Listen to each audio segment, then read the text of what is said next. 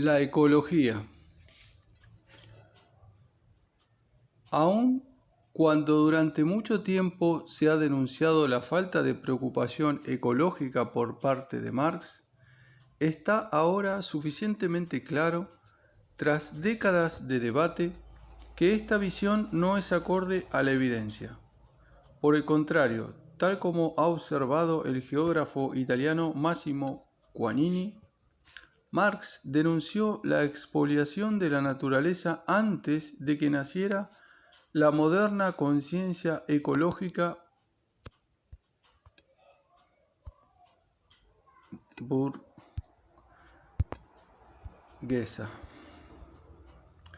Desde el principio, la noción marxiana de la alienación del trabajo humano estaba vinculada con una comprensión de la alienación de los seres humanos respecto a la naturaleza. Era esta doble alienación la que, sobre todo, necesitaba ser explicada históricamente. De ahí que incluso los más virulentos críticos de Marx se hayan visto obligados últimamente a admitir que su obra contiene numerosas y notables ideas ecológicas. En vez de condenarle sin más a este respecto, los críticos suelen emplear ahora 6 argumentos estrechamente relacionados entre sí. El primero de ellos desecha las afirmaciones ecológicas de Marx como comentarios marginales iluminadores que no tienen relación sistemática con el cuerpo principal de su obra. El segundo afirma que estas ideas ecológicas provienen en su mayor proporción de la temprana crítica de la alienación y que son mucho menos evidentes en su obra tardía. El tercero nos dice que, en última instancia, Marx no abordó la explotación de la naturaleza al no incorporarla a su teoría del valor, y que adoptó en cambio un punto de vista prometeico, protecnológico, antitecnológico. El cuarto, como corolario del argumento prometeico, asevera que, en opinión de Marx, la tecnología capitalista y el desarrollo económico habrían resuelto todos los problemas planteados por los límites ecológicos y que la sociedad futura de productores asociados existiría en medio de la abundancia. No sería en consecuencia necesario, como afirma el economista Alex Nove en su supuesta transmisión de la lógica marxiana, tomar en serio el problema de la asignación de los recursos escasos ni desarrollar un socialismo ecológicamente consciente. El quinto asegura que Marx se tomó poco interés por las cuestiones de la ciencia o por los efectos de la tecnología sobre el medio ambiente y que, en consecuencia, carecía de verdadera base científica para el análisis de los temas ecológicos. Según los eminentes sociólogos británicos Michael Radcliffe y Graham Woodgate, Marx ha sugerido que la interacción humana con el medio natural, si bien es social, es también ubicua e inmutable, común a todas las fases de la existencia social. Semejante perspectiva no reconoce plenamente el papel de la tecnología y sus efectos sobre el medio ambiente. El sexto argumento afirma, por último, que Marx fue especista, que separaba radicalmente a los seres humanos de los animales y que tomaba partido por los primeros por encima de los segundos. Todas estas críticas las contradice de plano el análisis que vamos a exponer en el presente libro y que intenta la reconstrucción sistemática del pensamiento ecológico de Marx. Todas ellas confunden a Marx con otros teóricos socialistas a los que el propio Marx hizo objeto de sus críticas y siguen una tradición bien establecida de la crítica de Marx, según la cual, por citar a Jean-Paul Sartre, un argumento antimarxista no es más que el aparente rejuvenecimiento de una idea premarxista. De ahí que se ataque a Marx por su supuesto prometeísmo tecnológico, a pesar de que el más vigoroso ataque que jamás se haya escrito contra esas opiniones prometeicas lo dirigiera el propio Marx en su crítica al sistema de las contradicciones económicas de Proudhon. se condena a sí mismo a Marx achacándole no haber reconocido la contribución que hace la naturaleza al valor, pese a que criticara claramente al socialista alemán Ferdinand Lassalle por adoptar el punto de vista sobrenatural de que el trabajo es la única fuente de la riqueza, y por ignorar, en consecuencia, la contribución de la naturaleza. Pero lo que es más fundamental es que en estas críticas se pone en tela de juicio el materialismo de Marx. Se aduce que, a este respecto, ese materialismo le lleva a hacer hincapié en una especie de dominación baconiana de la naturaleza y en el desarrollo económico más que a una afirmación de los valores ecológicos.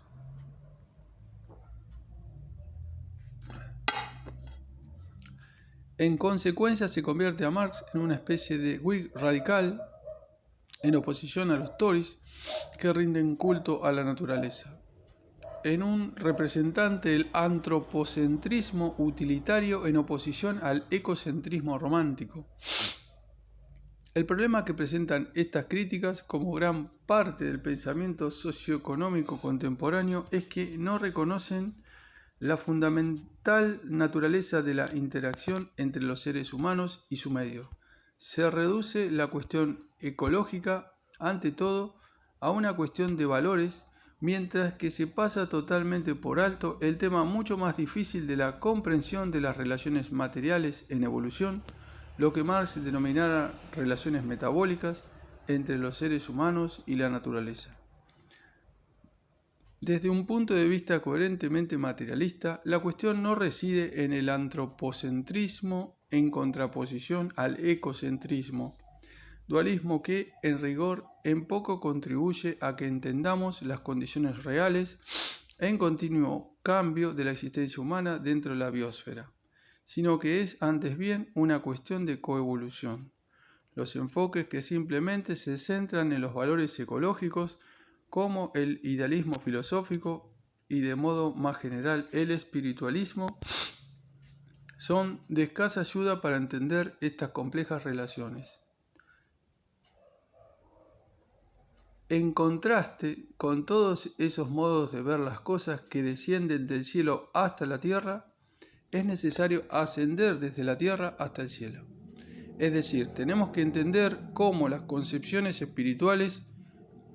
incluida nuestra vinculación espiritual con la tierra,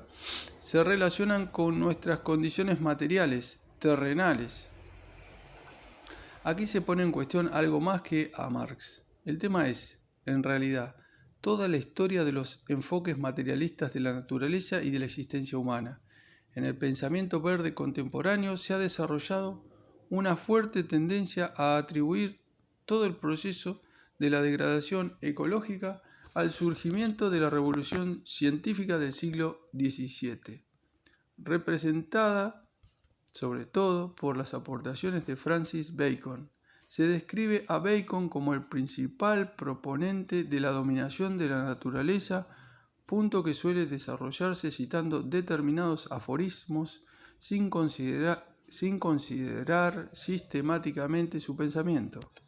En consecuencia, la idea de la dominación de la naturaleza se trata como una simple perspectiva francamente antropocéntrica, característica del mecanicismo, a la que puede oponerse una visión posmoderna, romántica, organicista, vitalista.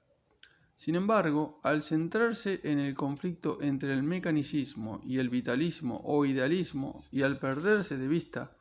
la cuestión más fundamental del materialismo, se cae en una concepción dualista incapaz de reconocer que estas categorías están dialécticamente relacionadas en su unilateralidad y deben de trascenderse conjuntamente, puesto que representan la alienación de la sociedad capitalista, tal como observara en la década de 1930 Christopher Cowell, 1907-1937, sin duda el mayor pensador marxista de su generación en Gran Bretaña. Al mecanicista, la reflexión sobre la experiencia le lleva al polo opuesto, que meramente es el otro aspecto de una misma ilusión. A la teleología, el vitalismo, el idealismo, la evolución creativa o como quiera llamársele, pero que en realidad es la ideología de moda del capitalismo en decadencia. La perpetuación de esta perspectiva dualista es intrínseca a gran parte de la teoría verde contemporánea y ha conducido a veces a esa tradición a un crudo rechazo de la ciencia moderna, junto con la Ilustración y la mayor parte de los movimientos revolucionarios, tendencia que se ha introducido en el antirracionalismo de gran parte del pensamiento posmoderno contemporáneo. Según esta opinión, casi todos los pensadores desde el siglo XVII al XIX, con la excepción de unos cuantos poetas, artistas y críticos de la cultura, están condenados por su adhesión a valores antiecológicos y por la deificación del progreso. En este extraño contexto idealista en el que solo importan los valores, desaparecen los temas históricos materiales reales y grandes luchas históricas e intelectuales quedan reducidas a meras frases. Es evidente, o debería serlo, que la noción de dominación de la naturaleza por la especie humana, aun cuando tienda hacia el antropocentrismo, no implica necesariamente una extrema indiferencia hacia la naturaleza o sus leyes. El propio Bacon argumentaba que el dominio de la naturaleza tenía sus raíces en la comprensión y el seguimiento de sus leyes, aun cuando Marx había de condenar esto principalmente como un ardid para hacer que la naturaleza se conformase según las necesidades del desarrollo burgués. La formulación expresaba, no obstante, una verdadera contradicción de la condición humana. Así, partiendo de este concepto del dominio de la naturaleza, Caldwell diría en Illusion and Reality, 1937, que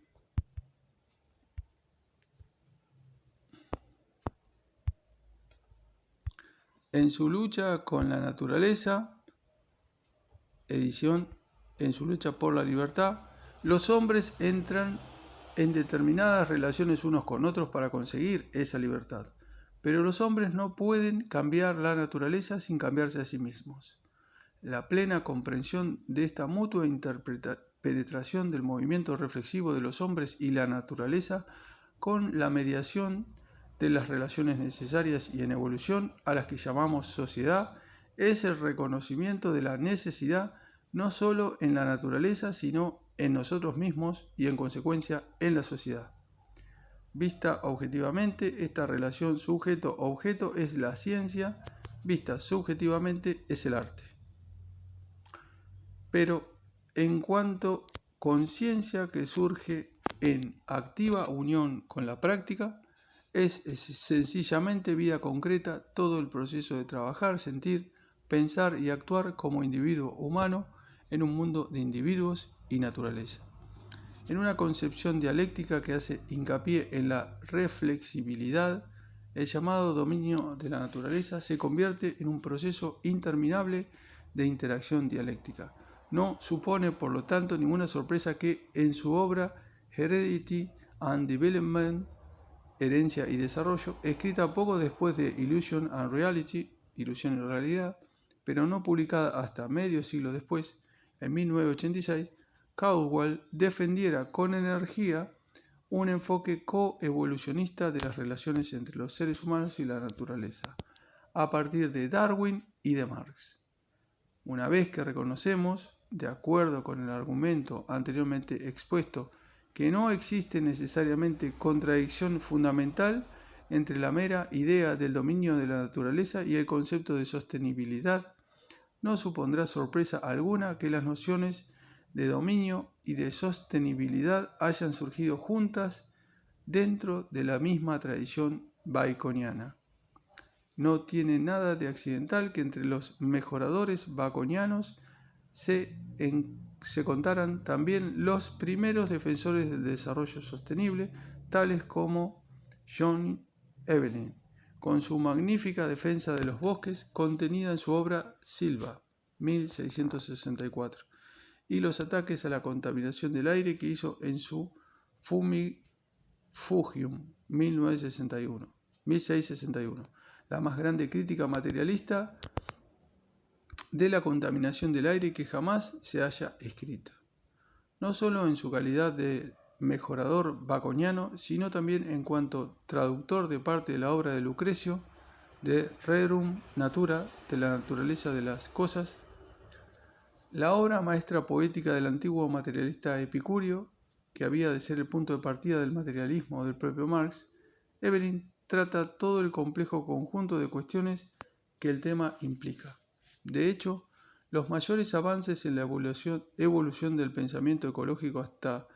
el siglo XIX fueron resultado de la prominencia alcanzada por las concepciones materialistas de la naturaleza y su interacción con las cambiantes condiciones históricas.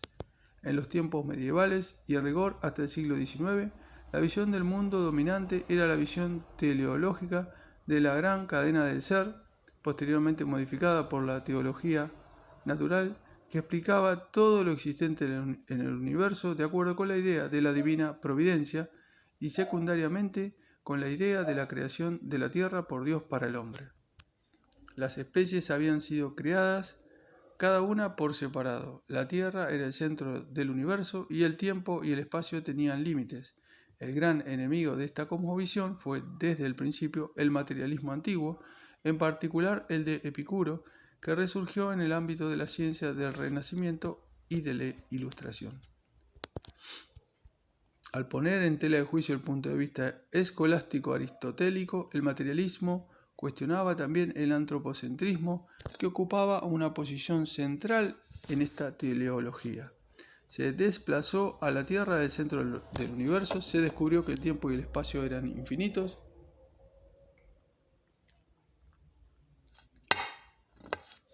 e incluso se halló que la historia de la Tierra estaba vinculada al profundo abismo del tiempo. Y por último se demostró que los seres humanos tienen un antecesor común con los simios y son una rama del mismo árbol evolutivo que estos. En cada punto de este crecimiento de la ciencia, que se equiparaba con el crecimiento del materialismo, se iba desalojando a Dios del universo material, del sistema solar, de la evolución de la Tierra, de la evolución finalmente de la vida, con lo que, al igual que los dioses de Epicuro, pasó a habitar cada vez más en los intermundos, en los poros situados entre los mundos, que no tienen ninguna relación con el universo material. Y, lo que era de igual importancia, se hizo el gran descubrimiento, esencial para el análisis ecológico, de la interdependencia de los seres humanos y la Tierra durante todo el curso de la evolución material. No podía seguirse manteniendo que los seres humanos eran sin más seres dominantes o supremos que ocupaban una posición inalterable en la gran cadena del ser, a medio camino entre los organismos más inferiores y los ángeles más elevados o Dios. Lo que importaba era, por el contrario, la índole de la interacción entre los seres humanos y el mundo material del que formaban parte. La relación humana con la naturaleza era, como aseverase Bacon, un fenómeno de la historia natural, o, como resaltara Darwin, del largo curso de la historia natural. La exposición que hace Darwin de la naturaleza se derivaba de su materialismo fundamental, sin compromiso respecto a la naturaleza del mundo. Representaba al mismo tiempo la muerte de la teleología, como resaltara Marx, y el desarrollo de una perspectiva no antropocéntrica. Puede decirse que fue sobre la base de la obra biohistórica de Darwin, complementada por los descubrimientos biofísicos de otros científicos como el gran químico agrícola Justus von Liebig,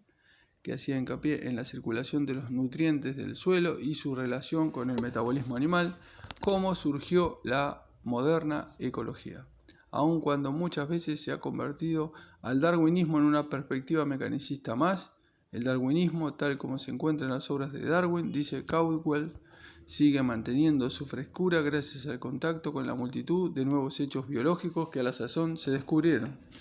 No coloca de una manera cruda al organismo frente al medio, sino que presenta el tejido de la vida en fluida interpenetración con el resto de la realidad. La extraordinaria riqueza que despliega Darwin al hacer desfilar los cambios, la historia y los conflictos de la vida, da un poder revolucionario insurgente a sus escritos y a los de los seguidores más inmediatos, tales como Huxley.